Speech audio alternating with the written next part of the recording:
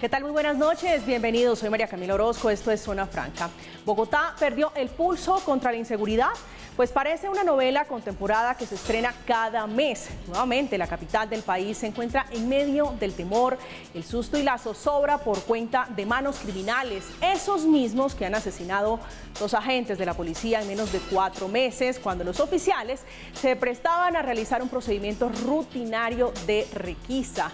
Pero todo no termina ahí. La percepción entre los habitantes de la capital, en una inmensa mayoría, es de total miedo, no solo por ser atracados, sino robados y, en el peor de los casos, asesinados, como se ha visto en los últimos días en Bogotá. Pues las autoridades nacionales y la alcaldesa de la ciudad han expresado y se han referido sobre lo que parece es una nueva mecánica utilizada por los delincuentes extranjeros, en la que primero disparan y luego preguntan o roban. De eso justamente queremos hablar hoy, de la inseguridad en Bogotá, y para eso tenemos 2 invitados que nos van a ayudar a entender qué es lo que ocurre en Bogotá. Entramos en Zona Franca.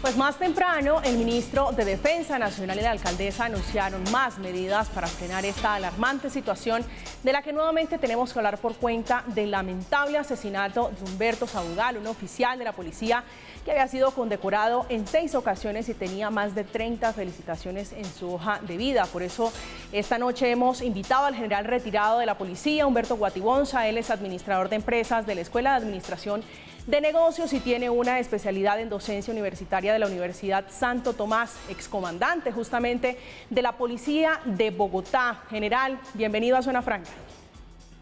Buenas noches, muchas gracias por la invitación. Y también hemos invitado por otro lado a Daniel Mejía Londoño, que es exsecretario de Seguridad de Bogotá y docente de la Facultad de Economía de la Universidad de los Andes, también con mucha experiencia en este asunto. Daniel, muchísimas gracias por acompañarnos. Buenas noches, María Camila. Buenas noches al general Guatibonza. Un gusto estar con ustedes. Pues, general Guatibonza, quiero comenzar con usted porque el año pasado y a comienzo de este año, el exsecretario de Seguridad de Bogotá, el señor Hugo Acero, hablaba de percepción, refiriéndose a este tema tan complejo de seguridad en la capital del país, y quisiera preguntarle si bajo este escenario, lo que está ocurriendo en los últimos días, se puede hablar de percepción o realmente de inseguridad en la capital del país. Bueno, yo creo que a nuestros gobernantes les hace falta estudiar y leer las encuestas.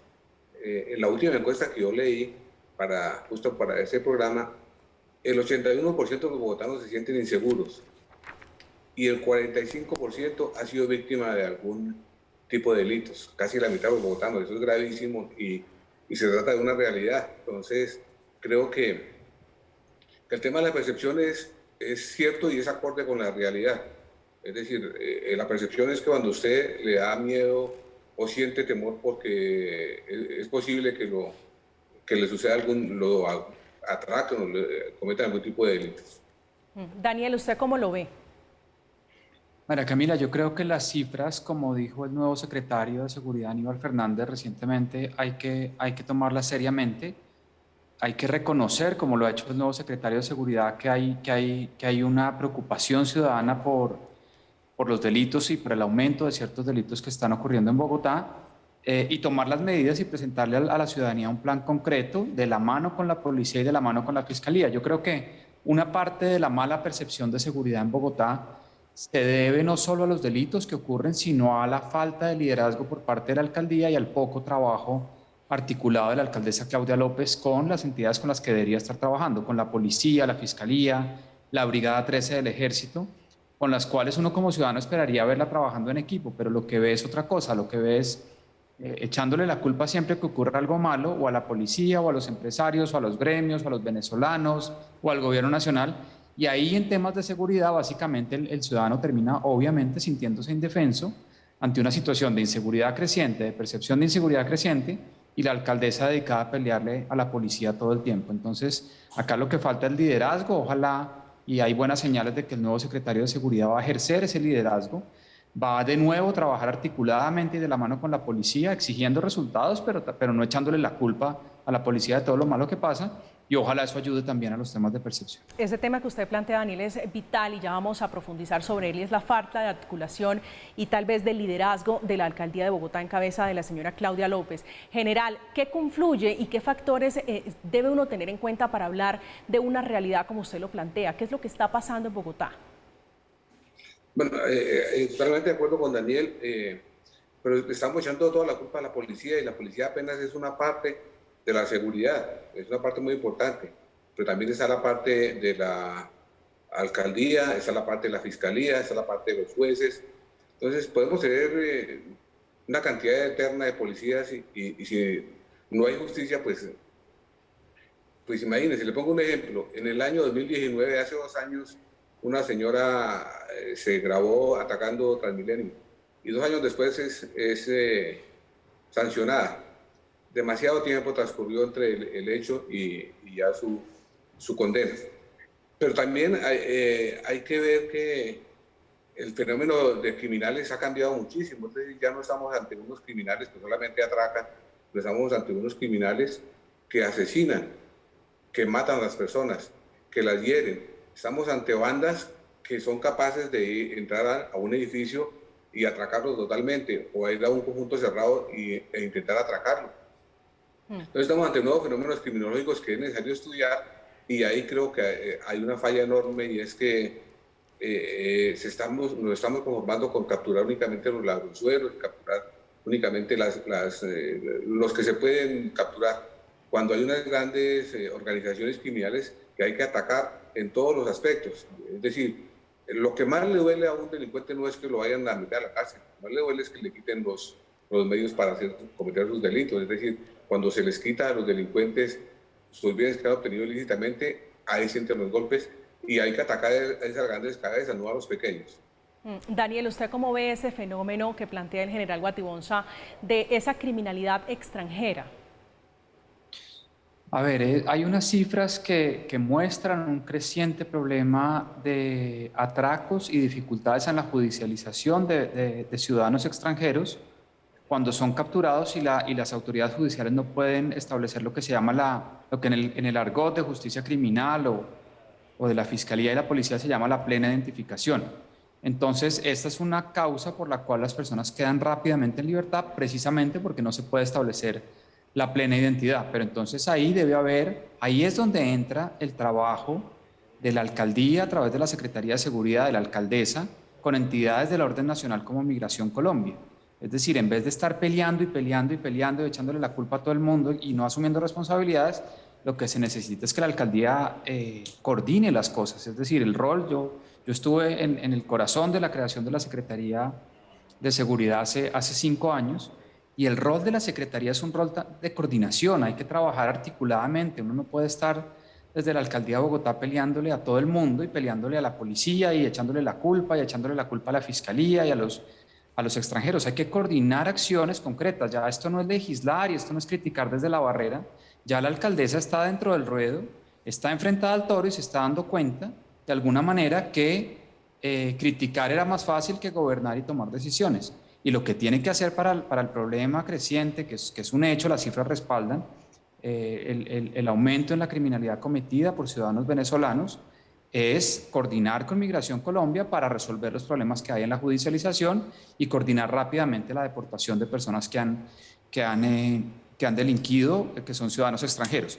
Y de alguna manera también coordinar otras acciones con otras entidades del gobierno nacional, con la ciudadanía, con los empresarios, pero parece que la alcaldesa está más dedicada a pelearle a todo el mundo y a adjudicar culpas que a asumir responsabilidades. Daniel, pero no es responsabilidad, como usted lo dice, de la alcaldesa, de la alcaldía de Bogotá, que los delincuentes, me refiero a delitos que por supuesto preocupan a la ciudadanía, como el hurto callejero, sean sancionados con severidad, y que una excusa como la falta de identificación no sea suficiente para que no sean enviados a prisión.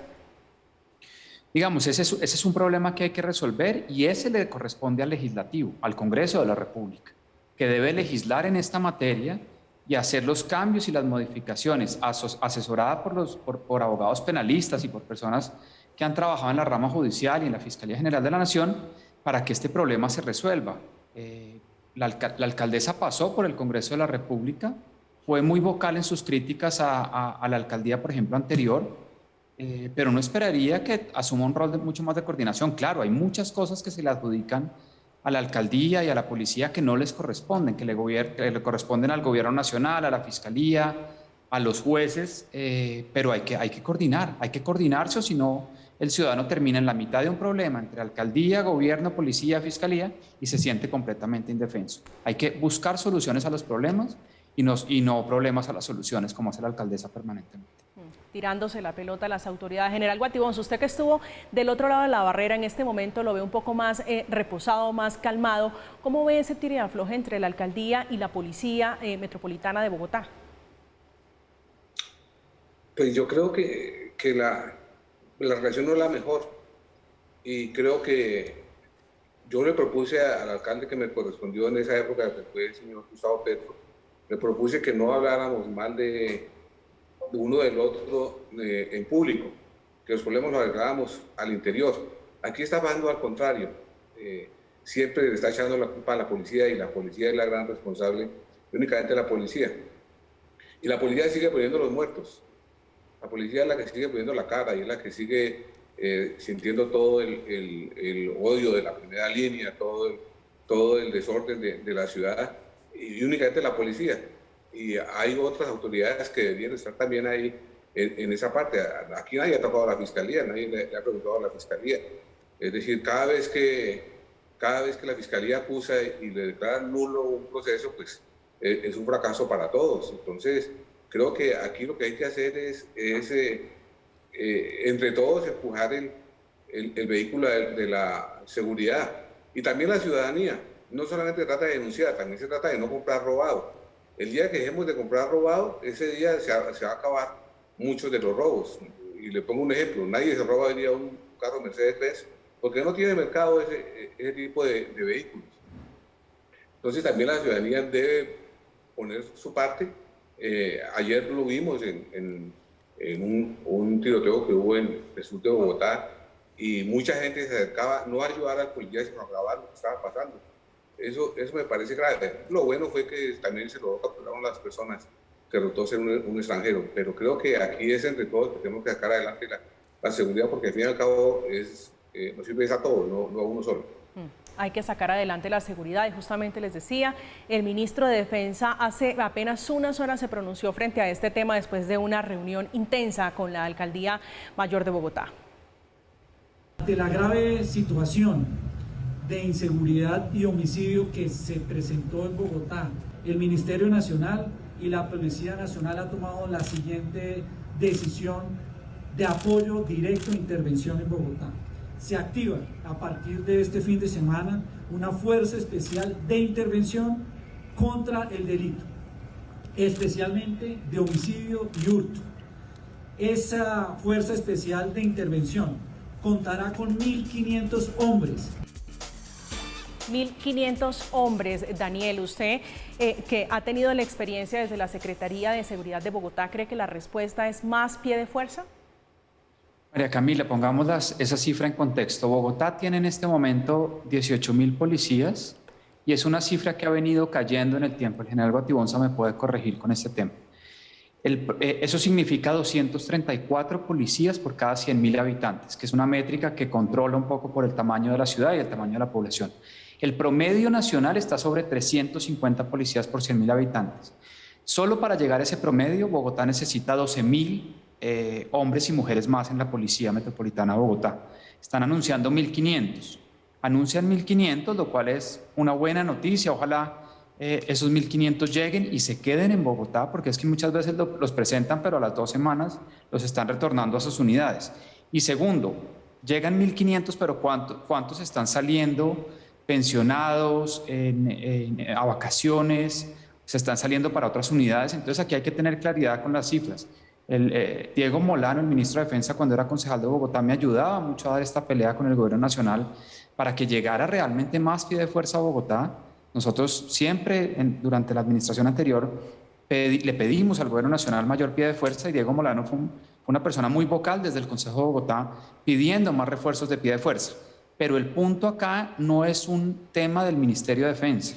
textualmente, siempre el ministro de Defensa tiene todo el incentivo para aumentar el pie de fuerza en Bogotá. Y todos los ministros lo han tenido, los buenos y los malos. Diego Molano lo ha hecho muy bien, pero acá lo que se necesita no es voluntad política, sino voluntad presupuestal desde el Ministerio de Hacienda, para realmente asignar los recursos necesarios que necesita Bogotá para adjudicarle los 12.000 hombres que necesita solo para estar en el promedio. Para llegar a ciudades como Bucaramanga necesitamos básicamente 25, 30.000 policías, que tienen más de 600 policías por 100.000 habitantes. Entonces acá, digamos, el ministro de Defensa es el que pone la cara, pero realmente quien adjudica los recursos y quien no ha adjudicado los recursos históricamente para aumentar el pie de fuerza en Bogotá es el Ministerio de Hacienda. General Guatibonza, ¿usted cómo lo ve? La respuesta es más pie de fuerza, y quiero ligarle esa pregunta a un debate que dimos acá en Zona Franca, y era la legalización del porte de armas, porque a propósito de este tipo de episodios lamentables, revive esa discusión sobre si se debería permitir que los civiles estuvieran armados. Bueno, creo que sí hace falta más policías, pero no solamente para la calle, sino también para el tema de inteligencia y de judicialización. Ahí hay un bache que debemos cubrir. Creo que sí hace falta más policía, pero también hace falta más fiscalía. Le voy a contar una anécdota. Para el sur de Bogotá únicamente, para 2 millones de personas, solamente había un fiscal especializado que estaba en el sur, solamente uno. Y los demás estaban hacia el norte. Entonces, creo que hay que ver estadísticas, creo que hay que estudiar más el tema de las cifras y los datos. Usted entra a la página de la alcaldía y encuentra que en el mes de junio de este año, según esa página, solamente robaron 4.600 celulares. Eso, pues ahí me da risa, porque eso es lo que se roban en 2 o 3 días. Entonces creo que las cifras primero hay que manejarlas mejor. Y más policía, pues obviamente que sí, porque es que la policía uniformada en la calle es la que genera la prevención. Ya el tema de atacar y el tema de capturas lo hace la policía judicial e inteligencia, donde se descubre cómo funcionan esas grandes capacidades que tienen los criminales. En cuanto a las armas, pues, hay mucho control sobre las armas legales, pero sobre las armas ilegales no hay absolutamente ningún control, y por eso estamos viendo tantas balaceras. Solamente el día de ayer hubo 3 en Bogotá. Que también es preocupante el tema que la gente está empezando a armar para defenderse. De acuerdo a una encuesta que salió el mes pasado, 3 de cada 4 bogotanos prefieren hacer justicia por su propia mano. Eso es gravísimo y se nota en las estadísticas. Es decir, si usted ve la última estadística, la fiscalía, la imagen de la fiscalía es el 61% desfavorable. Los bogotanos no creen en la fiscalía y en la policía tampoco creen. Entonces solamente creen en sus capacidades y en lo que ellos puedan hacer. Ahí también hay un trabajo que hay que hacer. Hay que volver a conquistar a los bogotanos a través de generar resultados y confianza. Porque si no, cada día va a estar peor. Usted se dio cuenta ayer, cuando se capturó al presunto asesino del patrullero, pues lo llegaron a coger a golpes. Y la policía, en un buen ejemplo, lo protegió porque ya estaba, digamos que entregado. Pero realmente es grave el tema de que hay muchas armas en manos de personas que no deben estar. Y eso hay que controlarlo. Igual con las armas traumáticas, hay que reglamentarlo, porque las armas traumáticas, es decir, si a los expertos les cae difícil determinar si es traumático o es real, imagínese usted a las víctimas de los delitos. 3 de cada 4 bogotanos hacen justicia por sus propias manos. Es el general Humberto Guatibonza hablando justamente de el dilema eterno de si las armas deben estar en manos de civiles. Esto es Zona Franca, vamos a hacer una pequeña pausa y al regreso vamos a hablar justamente de esto, la seguridad o inseguridad en la capital del país. Ya regresamos.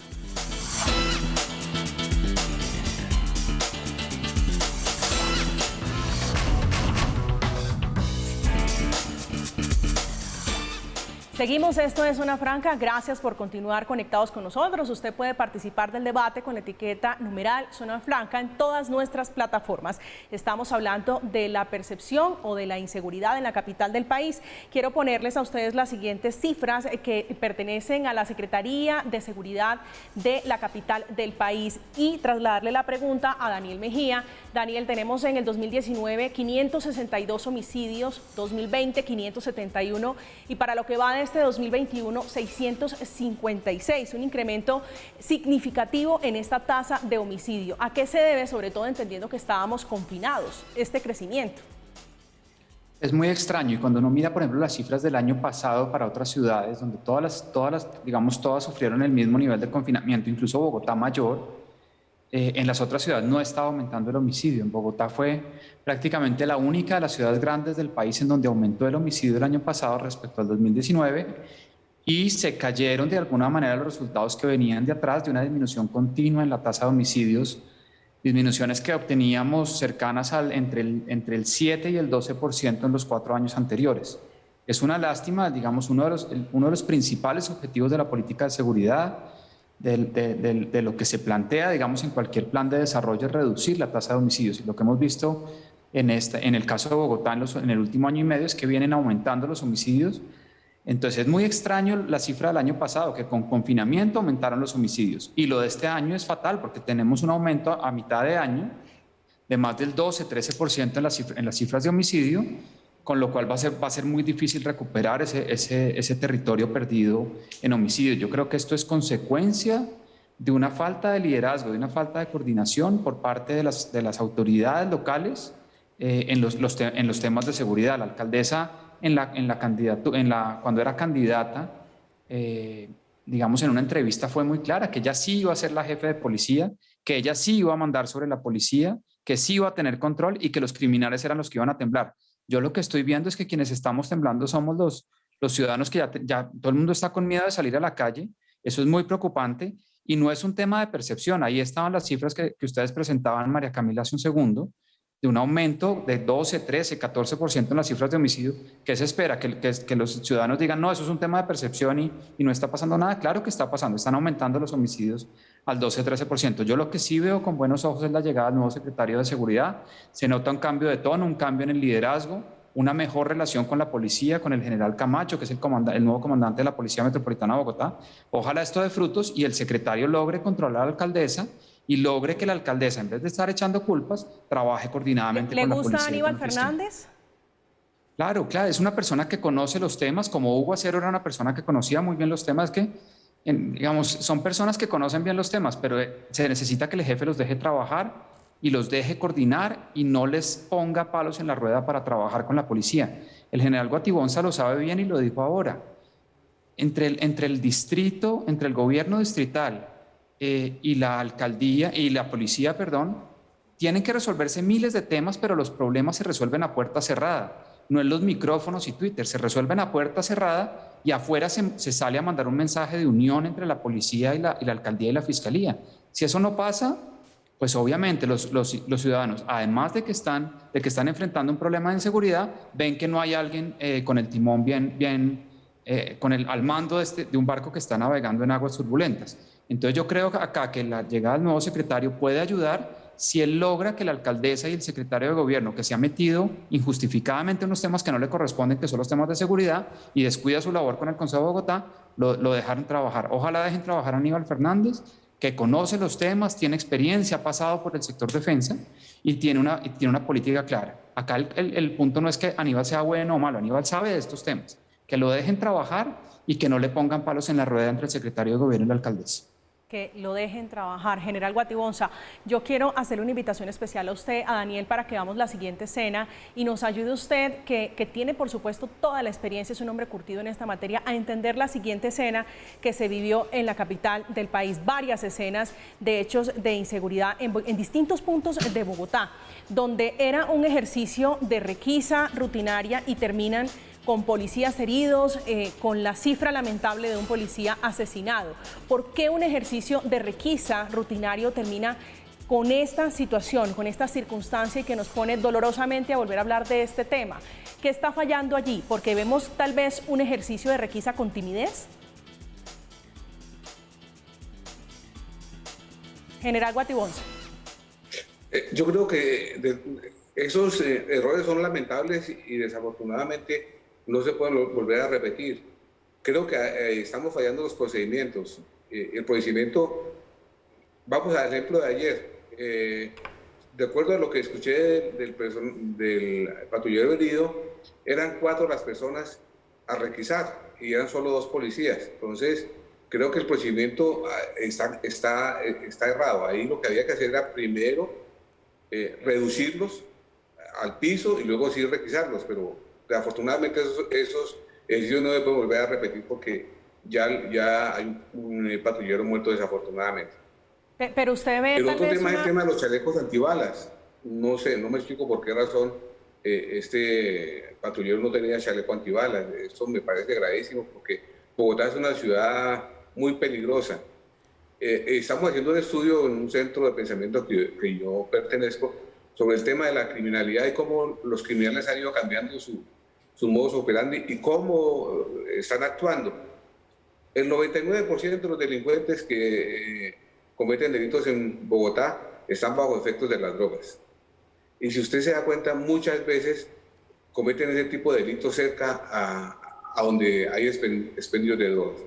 Entonces, creo que el tema, volviendo al tema de la policía, los procedimientos hay que revisarlos y hay que ser mucho más fuertes con los procedimientos. Es decir, primero usted reduce a las personas y luego las requisa, porque ayer se dejaron sorprender desafortunadamente y hoy tenemos un policía muerto y un policía herido, lo cual es grave para el país y grave para la policía y obviamente que nos duele a todos. A todos nos duele la muerte de cualquier uniformado de la policía, de cualquier civil. Todas las vidas son importantes. Daniel Mejía, una discusión sobre la que se ha venido hablando desde hace muchísimo tiempo, sobre todo desde que inició este éxodo masivo de venezolanos y por supuesto hacer la claridad de que no es xenofobia, pero ayúdenos a entender un poco el fenómeno de esta criminalidad que viene de Venezuela, cómo afecta justamente a las personas que vienen a trabajar dignamente a un país como Colombia. En eso precisamente, en xenofobia, un porcentaje altísimo de los ciudadanos venezolanos que emigraron hacia Colombia emigraban en condiciones de pobreza, de extremas necesidades. La gran mayoría están trabajando en lo que pueden trabajar en Colombia, en Bogotá, y hay desafortunadamente unos pocos venezolanos que están cometiendo unos delitos que no están pudiendo ser judicializados, y eso obviamente en un marco teórico básico aumenta la rentabilidad para algunos venezolanos de cometer delitos, porque es muy difícil judicializarlos porque es difícil establecer la plena identidad. Y de nuevo vuelvo y repito, yo creo que aquí no le cabe culpas solamente a la alcaldía o a la policía. El legislativo, desde donde tanto critican, ¿qué está haciendo para resolver ese problema? ¿Qué leyes o qué cambios en las leyes está formulando para poder hacer una efectiva judicialización de personas cuya plena identidad no se puede establecer al momento de la captura o al momento de presentarlo ante un fiscal y ante un juez de control de garantías? Entonces aquí le cabe responsabilidad también a otras personas que hacen las leyes. La gente tiene que entender que la alcaldía o la policía no hacen leyes, las leyes las hace y las formula el legislativo y tienen que trabajar en el tema, es decir, no pueden ser simplemente espectadores pasivos de lo que está pasando y pensar que su rol desde el Congreso de la República no hay rol desde el Congreso de la República para ir resolviendo también los problemas. Por ejemplo, el secretario de Gobierno debería estar trabajando con el Congreso de la República en proyectos de ley para que se pueda hacer los cambios necesarios en la ley para establecer la plena identidad, que es el cuello de botella en la judicialización de personas, de ciudadanos venezolanos que están cometiendo delitos. Pero yo siempre he estado en contra de caer en la xenofobia y generalizar que los venezolanos están cometiendo delitos. Acá un porcentaje altísimo también son cometidos por ciudadanos colombianos o independiente de su nacionalidad. Lo que hay que judicializar es el delito y castigar es el delito, no la nacionalidad de una persona, si es colombiano, venezolano, australiano, de donde sea. Y hay que trabajar en la efectiva judicialización. Y aquí vuelvo e insisto, que el Congreso debería estar presentando proyectos, en el Congreso se deberían estar presentando proyectos de ley para resolver los problemas, trabajando con los jueces, trabajando con la Fiscalía para resolver los problemas, no simplemente Los ser penalistas espectadores dicen, pasivos. Daniel, los penalistas dicen que no es necesario más leyes, inventarse más mecanismos para judicializar, sino hacer efectivos o utilizar las que ya están. De acuerdo, y ahí también hay un rol para la Fiscalía. Hay una herramienta que cuando yo estuve en la Fiscalía desarrollamos, que es una herramienta que predice el riesgo de reincidencia criminal de personas que han sido capturadas para delitos de seguridad ciudadana, para delitos relativamente menores, y es muy distinto el tratamiento que la ley penal colombiana le debería dar a una persona que comete un hurto menor por primera vez, a una persona que ha cometido 70, 80 o 90 hurtos menores, ha sido capturada, ha sido llevada ante un juez de control de garantías, y esa herramienta está lista para ser usada y la Fiscalía no la ha implementado, bajo unos argumentos que no tienen respaldo, digamos, en los estudios sobre la constitucionalidad del uso de esta herramienta. Entonces, aquí hay múltiples dimensiones en las cuales deberían estar trabajando diferentes entidades coordinadas por la Alcaldía y la Secretaría de Seguridad de Bogotá para resolver los problemas. De nuevo, buscarle soluciones a los problemas y no problemas a las soluciones. General Guatibonza, ¿usted cómo lo ve? Pues entendiendo un poco el panorama de cómo está organizado el equipo de trabajo de la Alcaldesa de Bogotá, para usted, ¿qué está fallando y qué le cambiaría? ¿Qué adicionaría usted para que esto pueda andar de mejor manera? Pues el equipo me parece que está bien. El doctor Aníbal Fernández es una persona que sabe del tema. El general Camacho es una persona preparada para ser comandante de Bogotá. Digamos que ahí no habría problema. El problema está, creo yo, en la base, y es que no estamos viendo policía en la calle. Y ese es un problema grave para la prevención. Necesitamos más policía en la calle, más policía controlando, más policía identificando a las personas y más policía previniendo. Creo que, y ahí insisto, debe ser un trabajo muy fuerte entre la alcaldía, la policía, la fiscalía y los jueces, porque Daniel tiene razón.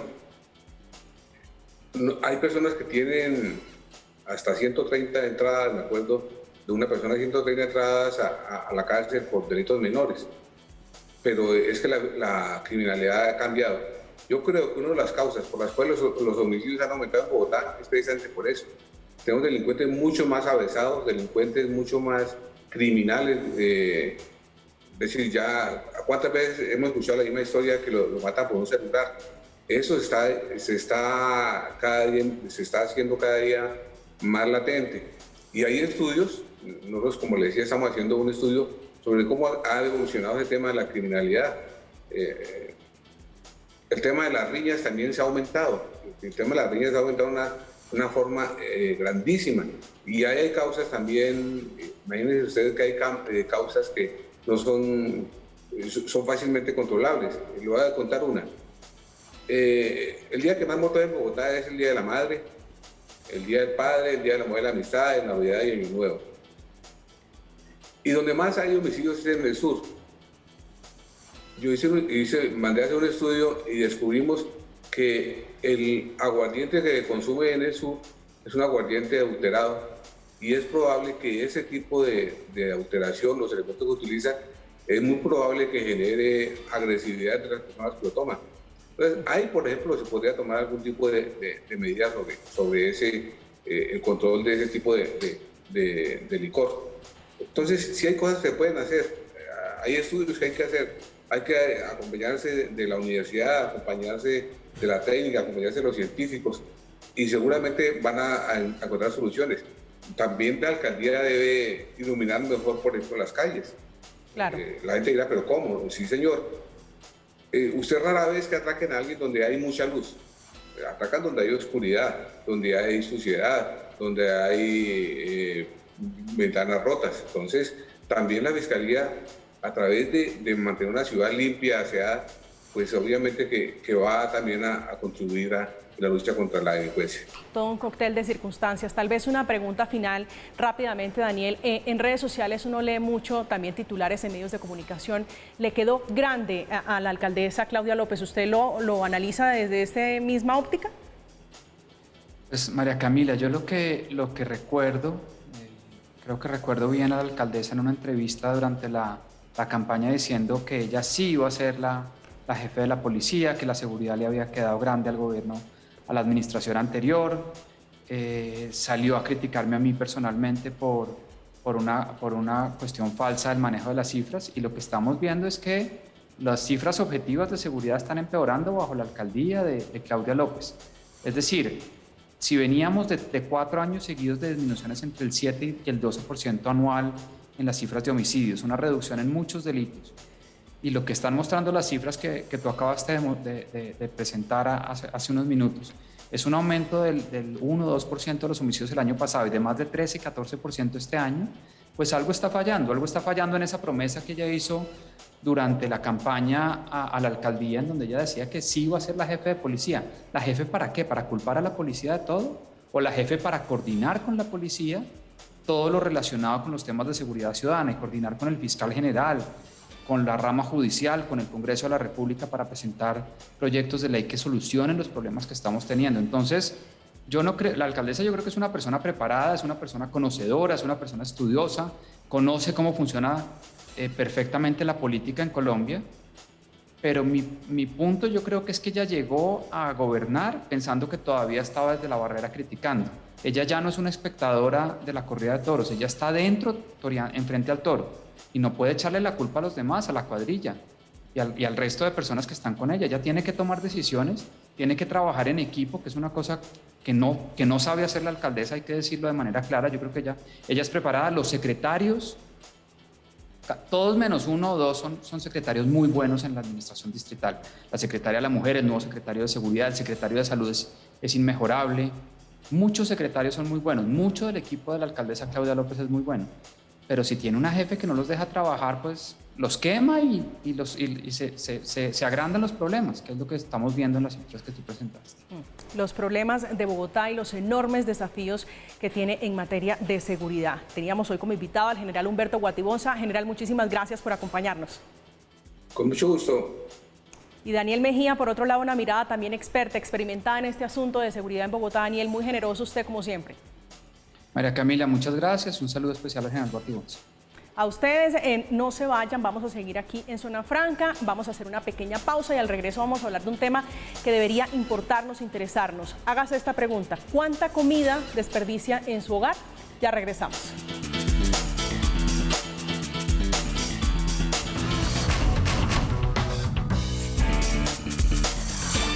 Seguimos, esto es Zona Franca. En los últimos días, la organización WWF publicó un preocupante informe sobre el desperdicio de alimentos cada año.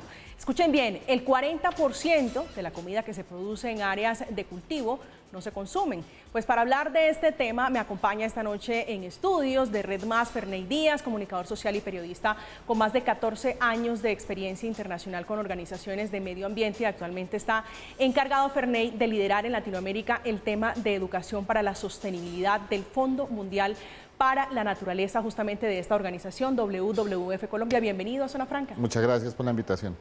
Pues Ferney, ¿cómo explica uno que mientras varios países del mundo no tienen alimentación, están padeciendo por problemas alimenticios, o no tienen alimentación, o la alimentación es parcial, el 40% de la comida se desperdicia?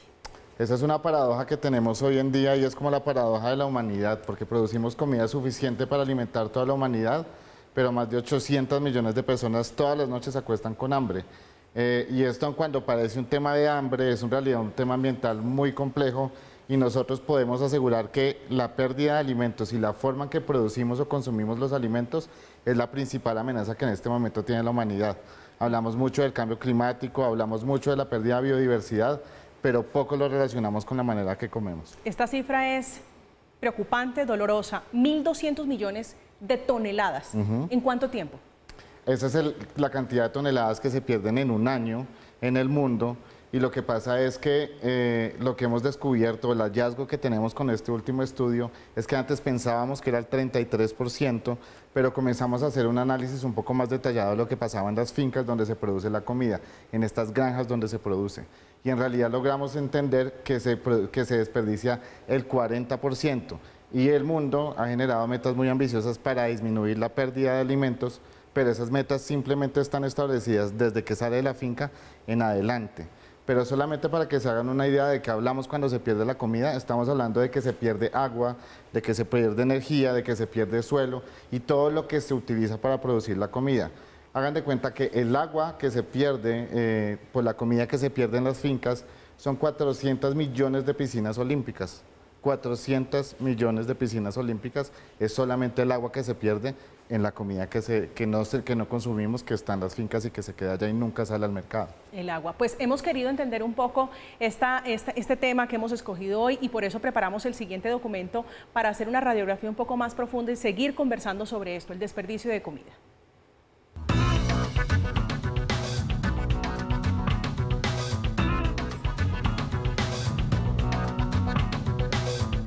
En vez de botar el producto, es mejor darle una segunda oportunidad y hacer que muchas personas se puedan beneficiar de esto. En el mundo se está perdiendo el 40% de la comida que es apta para el consumo humano. Aquí en Corabastos se está recuperando de 8 a 10 toneladas que terminan finalmente en los platos en personas que lo necesitan. Cuando iniciamos el primer año logramos rescatar cerca de las 780 toneladas. El año pasado logramos alcanzar las 4.000 toneladas recuperadas. Diego y el equipo del Banco de Alimentos de Bogotá están todos los días seleccionando, mirando y clasificando alimentos descartados para la venta, pero aptos para el consumo humano. Todos los días recorremos esta plaza, recibimos el producto, lo seleccionamos, lo clasificamos, lo traemos acá al centro de acopio y de aquí sale directamente a las instituciones. Según Diego, los alimentos que consiguen son fundamentales para personas que los necesitan. Sin embargo, en ocasiones no todo se logra aprovechar o todo sirve. Lo que no se logra aprovechar llega acá.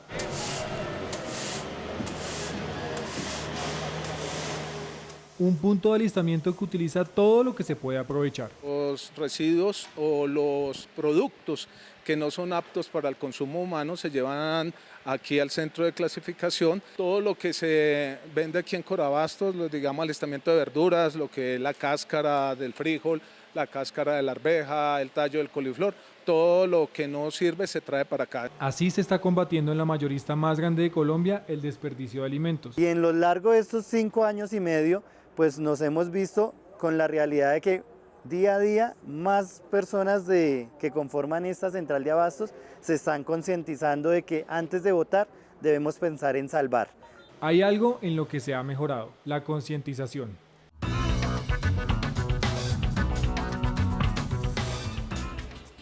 Ferney, veíamos iniciativas como estas donde se trata en cierta medida de recuperar alimentos para ponerla a disposición de personas que tal vez no tienen el acceso libre, como lo tenemos muchos, a alimentos de primera necesidad. ¿Le gustan ese tipo de iniciativas? Sí, claro que sí. Es decir, todo lo que permita que los alimentos finalmente cumplan su función es una ganancia.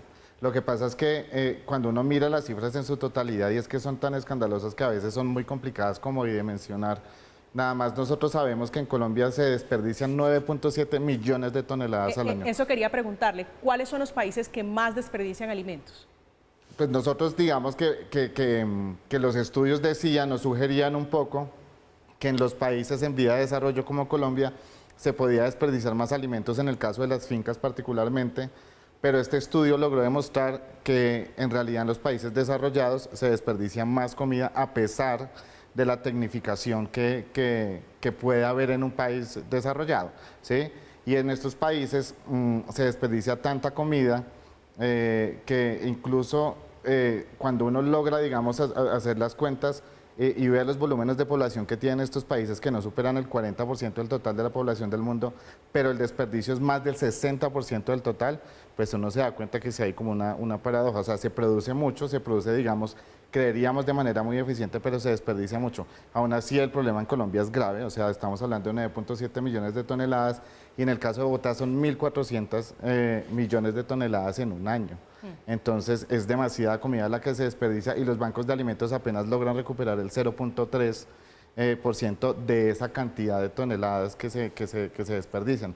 Entonces, el problema es realmente muy grave y pues claro, ojalá hubiera más oportunidad de que se fortalezcan los bancos de alimentos, pero creo que es una acción que deberíamos tomar todos, o sea, no solamente los bancos de alimentos, y eso es parte del mensaje que nosotros queremos dar. Ya vamos a hablar justamente de eso, de las acciones que podemos hacer para contribuir a que no se desperdicie la comida. Vamos a hacer una breve pausa, esto es Zona Franca, ya regresamos.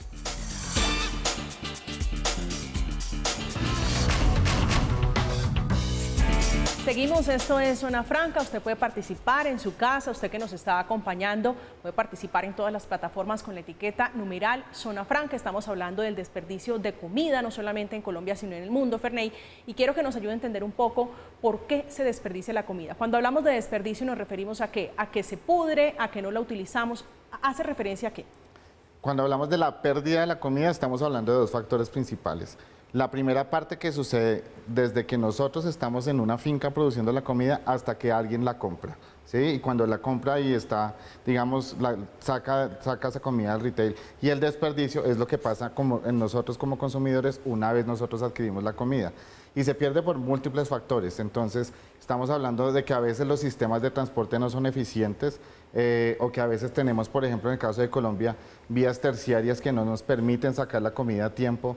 O estamos hablando, por ejemplo, de que no existe un mercado que pueda privilegiar también cómo logramos nosotros que esa comida llegue en buen estado para que cuando llegue a un retail o llegue a una plaza de mercado, pues la gente la compre y la comida esté, digamos, todavía apta para el consumo y que la puedan comprar. Y hay otro factor que a veces que no tenemos muy en cuenta y es que esa homogenización de la comida. Todos queremos que la manzana sea perfecta, que el tomate sea perfecto, que la zanahoria sea perfecta. Y muchos supermercados y muchas plazas de mercado y muchos vendedores sencillamente lo que no cumple esos estándares lo sacan del mercado y se desperdicia. Sí, entonces, pero como consumidor, ¿cuáles son esas medidas mínimas, esas acciones mínimas que podemos hacer para evitar sumar a esta cifra de desperdicio de alimentos? Pues es muchas, pero en principio cuando ustedes estén en un supermercado, por ejemplo, si tú ves un banano que tiene una pequita, pues cómpralo, ¿sí? Porque seguramente si ese banano se madura más en el supermercado, de seguro que va a terminar en la basura. Cuando tú compres la comida, pues deberías encontrar la manera de almacenarla de acuerdo a tus necesidades. Primero lo que te vas a consumir lo pones en la parte de adelante de la nevera, lo que se puede demorar más lo puedes poner en la parte de atrás. Tips tan sencillos como cuando uno envasa la comida o la guarda en empaques transparentes dentro de la nevera, así puedes ver cómo va tu comida, porque seguramente si no es así y la pones en el fondo, cuando la vayas a sacar, pues ya va a estar dañada.